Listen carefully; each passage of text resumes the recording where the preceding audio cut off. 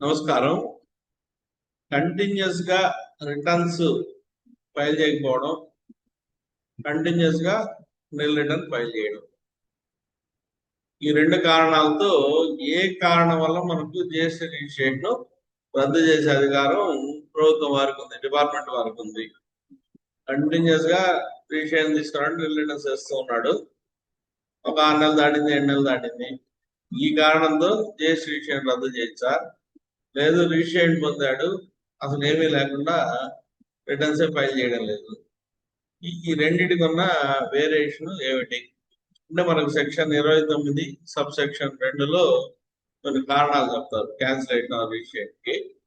ఇప్పుడు హైకోర్టు వారి ముందున్న ప్రధానమైన అంశం ఏంటంటే, కంటిన్యూస్ గా నిల్ రిటర్న్స్ చేస్తున్నాడు. డీలర్ రిజిస్ట్రేషన్ పొందాడు, నిల్ రిటర్న్స్ చేస్తున్నాడు. So as if nil returns చేస్తున్నాడు, ఇతనికి ఏమి బిజినెస్ ఆపరేషన్స్ లేవనే కారణంగా ఇతను రిజిస్ట్రేషన్ రద్దు చేయడం జరిగింది.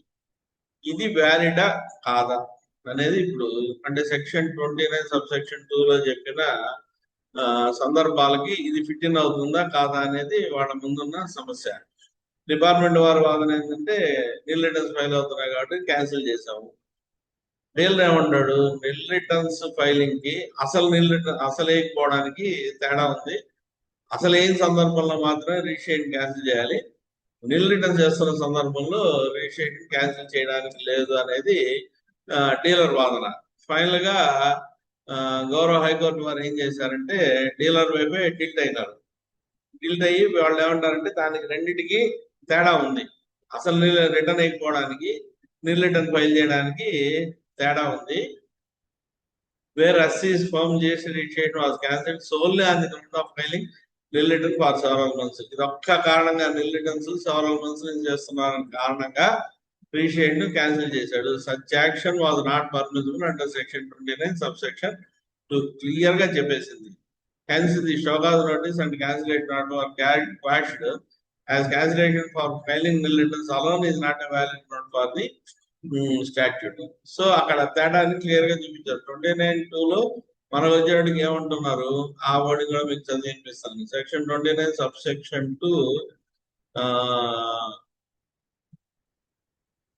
C, any registered person other than a person specified in class B has not furnished returns for such a continuous tax period. has not furnished returns అనే పదానికి 29(2)C లో చెప్పిన any registered person has not furnished returns అనే పదానికి నిల్ returns file చేసిన దానికి చాలా తేడా ఉంది.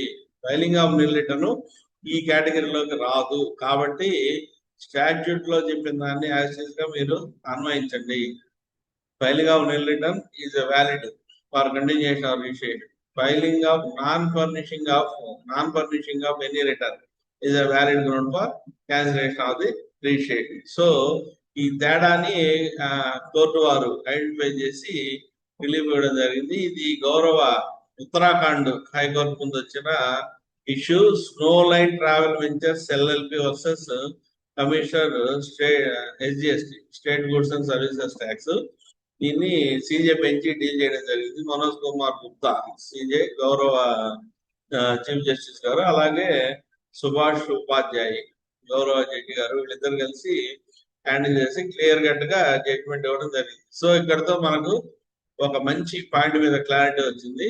రిజిస్ట్రేషన్ తీసుకొని మీరు ఎన్ని నెలలు నిల్ రిటర్న్స్ చేస్తున్నా కూడా మీరు రిజిస్ట్రేషన్ క్యాన్సిల్ చేయడానికి లేదు.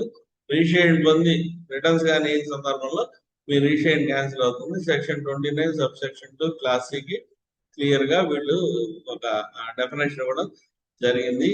దయచేసి మీరు కూడా ట్యాక్స్ వెబ్సైట్ లో వచ్చిన ఈ జడ్జిమెంట్ చదివి అర్థం చేసుకొని తగిన సలహాలు సూచనలు ఇస్తారని చెప్పి కోరుకుంటూ, వీడియో నచ్చినట్టయితే లైక్ చేయండి, షేర్ చేయండి. మొదటిసారి చూస్తున్నట్టయితే దయచేసి నా ఛానల్ని సబ్స్క్రైబ్ చేయండి. అంతవరకు సెలవు, నమస్కారం. సర్వేజన